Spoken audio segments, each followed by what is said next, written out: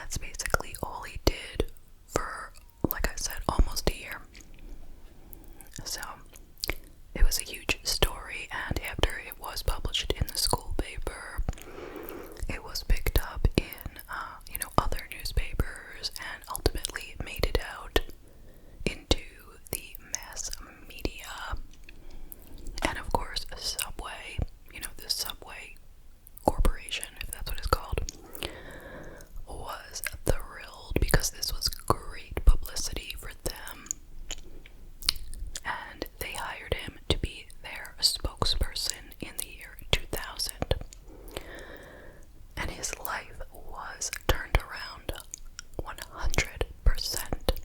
He went from being a total outcast to being, America's favorite underdog. And he was getting tons of attention. He was featured in over 300 commercials from Subway. And he was featured on news shows, talk shows, TV shows. He made special guest appearances everywhere. And he was also touring at schools and talking to children about how to make healthy choices. Now, one time he was at a school in Sarasota, Florida, and he met this radio show broadcaster named Rochelle Herman. And they got to talking. She asked if she could interview him for her radio show. And she also told him, my kids love you. They would love to meet you. And, he was like, great, fine. So they all got together. Rochelle was a divorced mother of two elementary school aged children, a boy and a girl. And so they all got together for a photo opportunity. And the kids were thrilled.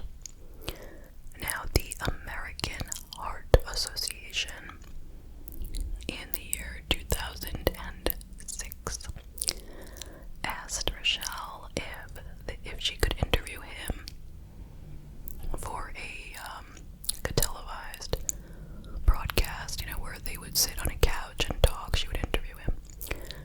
And she said, of course. So she recalls that right before the show started rolling, they had sat down on the couch and he went to hold her hand, and he told her she was pretty, which she was happy with. She was single and he was very eligible. But then, right before they turned on the camera, he whispered into her ear that middle school kids are hot. And that was it.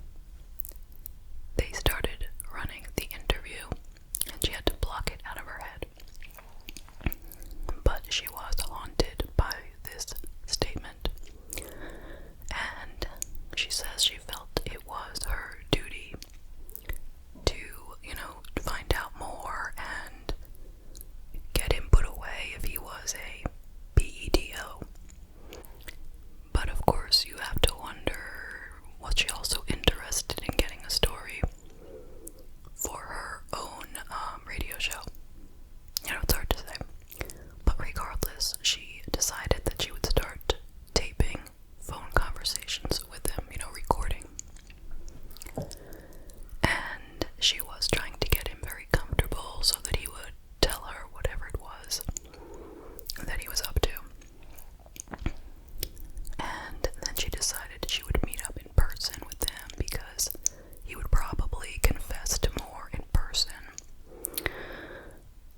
Now, I don't know what she was thinking, because at this point she kind of knew that there was something sinister about him, but yet she went to meet him in his motel room by herself. She went over there, she went in, she had to sit on his bed because there was nowhere else. He sat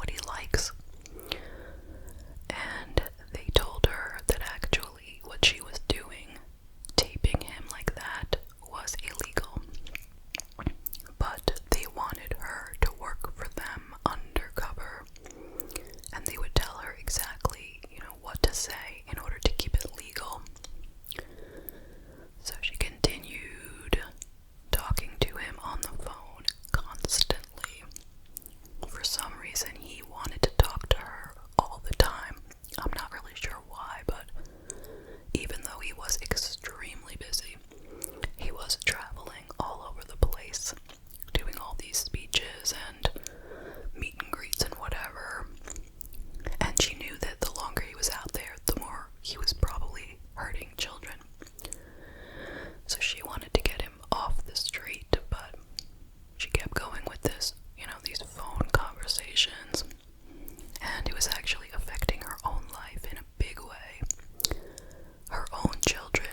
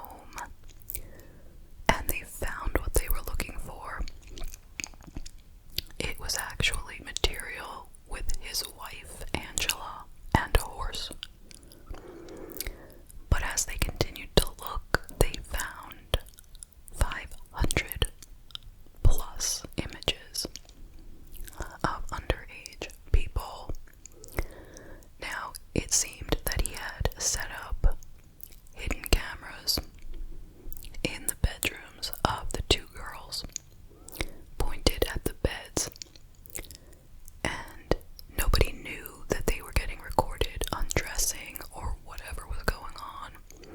It wasn't just them, it was also friends. So they took all this material and they also started sorting through thousands of texts between